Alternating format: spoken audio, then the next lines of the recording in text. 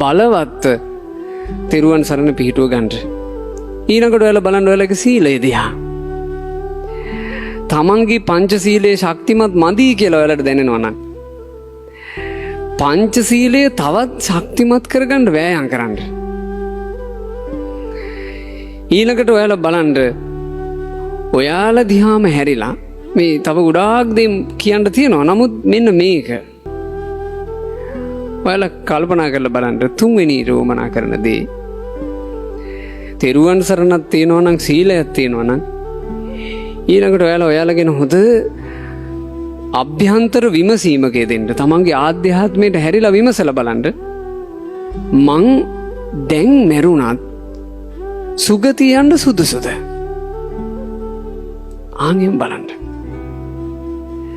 මං දැන් මැරුණත් සුගතිය යන්න සුදුසු මට්ටමක ඉන්නවද? මම මේ වචනේ මම මේ කියන්නේ තරුණ දරුවන්ට. තරුණ ඔයාලට මම මේක කියන්නේ. ඔයාලා අපි හිතලා තියෙන්න ඕන මගේ හුස්ම පොද දැන් ගියත් සුගතියක යන්න සුදුසු මට්ටමේ මගේ ජීවිතේ හදාගෙන දෙක අත්‍යවශ්‍යයි දරුවනේ. ඒක අත්‍යවශ්‍යයි. ඕක හිතාගන්න බැරි නම් තරුණ වයසක ඒ තරුණකම හරි මෝඩයි. ඕක හිතන්න පුළුවන්කම තියෙන හොඳම වයස තරුණ වයස. වයසට යනකොට ඕක හිතෙන්න ගන්නේ බය නිසා. ඒක එච්චර ශක්තිමත් නැහැ. වයසට යනකොට සුගතිය ගැන හිතන ගොඩාක් අය ඉන්නවා මේ ලෝකේ. ඒ බයක් එක්ක පටලැවිලා දැන් ඉතින් මේ හදපු ගෙවල් දොරවල් අතාරින්නම වෙනවා.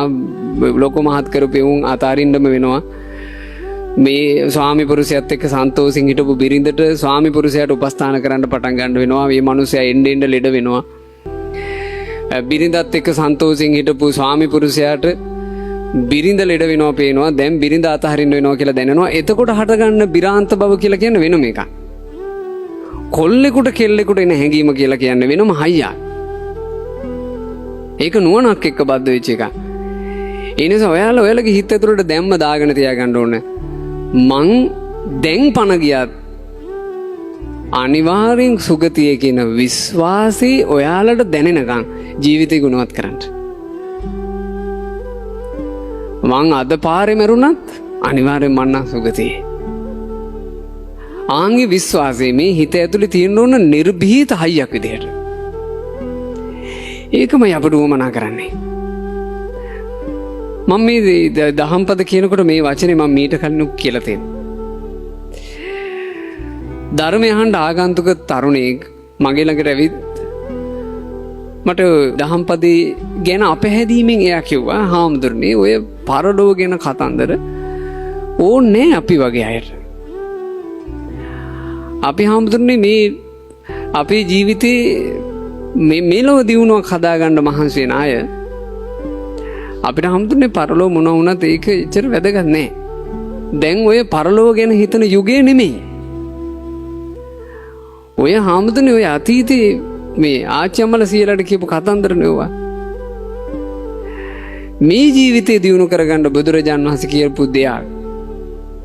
අපිට එහෙම දෙයක් කියලා දෙන එකනේ වටින්නේ ඔබ වහන්සේලාගේ ධර්ම දේශනාවල."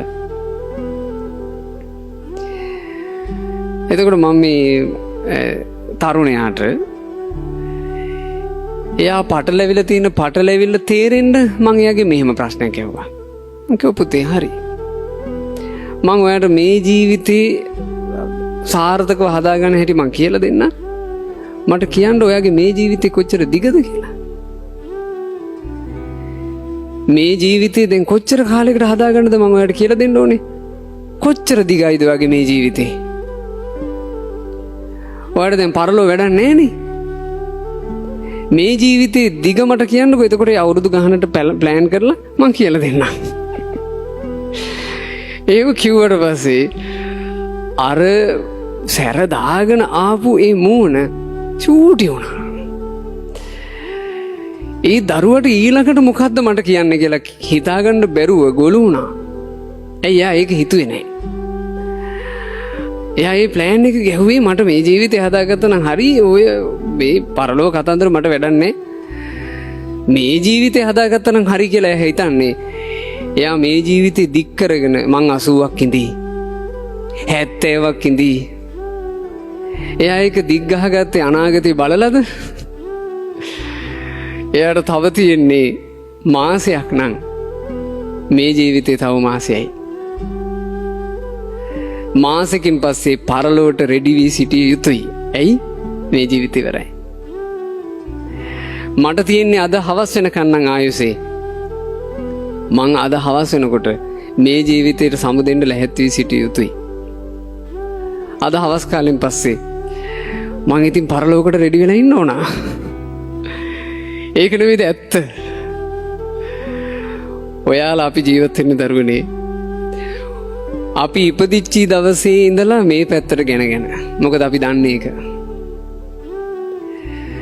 මේ 2026 ලැබුවේ මේ 2026 වෙන්න ඉන්න දරුවෝ මෙතන ඇති. 2026 වෙනි උපන්දිනේ ලබන්න ඉන්න අය මෙතන ඇති.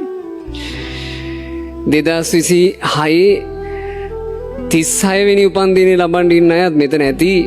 නමුත් ඉතින් දැන් 36 ලබන්න ඉන්න අය නම් අර යෞවන කියන කෑල්ලෙන් පොඩ්ඩක් හලනවා කට්ටිය. සාමාන්‍ය යෞවනට සටහන වලට තෝරගන්නේ 15 35 4යිනේ. අපි දැන් හැලීගෙන යන කලාවේ. නවත්තන්නද මේකනේ?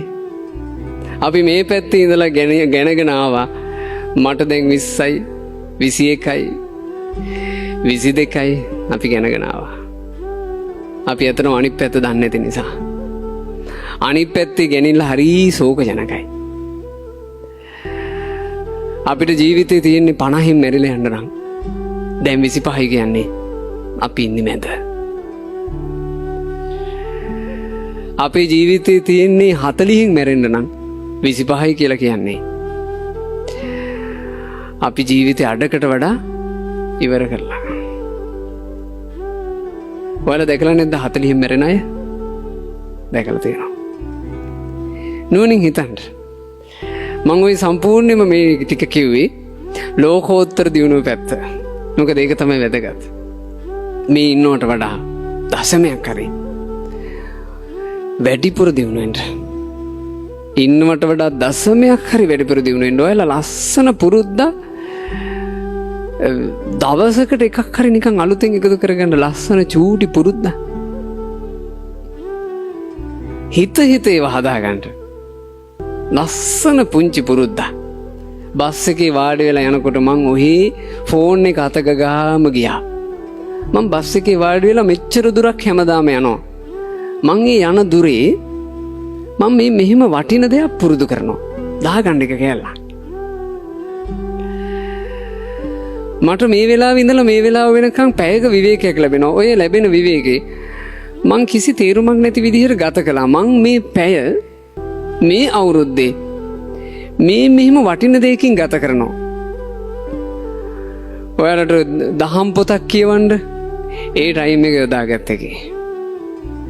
මම මේ අවුරුද්දේ ධර්ම දේශන අහනවට අමතරව දහම් පොත් කියවීම මම පටන් ගන්නවා.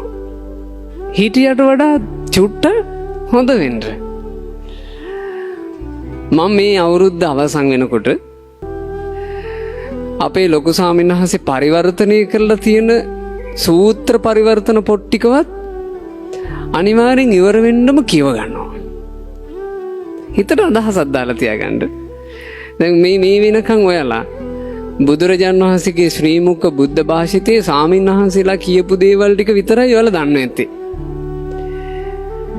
ඔයාලට තිබ්බොත් එහෙම හොඳ දැනුමක් අංගුත්තර නිකායේ සියලු දේශනා කියවලා, දීඝ නිකායේ සියලු දේශනා කියවලා, මජ්ක්‍ධිම නිකායේ සියලු දේශනා කියවලා, සංයුත්ත නිකායේ සියලු දේශනා කියවලා, කොද්දක නිකායේ මේ වෙනකොට පරිවර්තනය වෙලා තියෙන පොත් සියල්ලේම දේශනා කියවලා ඔයාලට තියෙන දැනුමක් 2026 ඉවර වෙනකොට ඒ දැනුමින් සම්පූර්ණ වෙලා හිටියොත් ඒගොල්ලන්ට ආශිර්වාදයක් නෙමෙයිද? අපි මෙහෙම දේශනාවක් කියන්න ගන්නකොට දේශනාව ඔළුවේ මැවෙයි. ගවේෂි සූත්‍රය. ඒ ඔයාලා ඒක කියවලා තියෙනවා. ඒ නිසා අද මේ වැඩසටහනේදී මේ මොහොතේම හිතට කාවද්ද ගන්නට මම මේ අවුරුද්දේ හිටියට වඩා දශමෙන් හෝ හොඳ වෙනවා. ඔය ලෝකෝත්තර පැත්ත, ලෞකික පැත්තට දරුවනේ ඔයාලා එක ජීවිතයේ තියෙන අභිලාෂ ওই විදිහට ගලප ගන්න ඉතින්. ඒකට මං උපමා මේ ඉදිරිපත් කරන්න අසමත්. මොකද මට ඒ ගැන දැනුමක් නැහැ. ඔයාලා දන්නේ ඔයාලා කොයි පැත්තෙන්ද යන්නේ කියලා.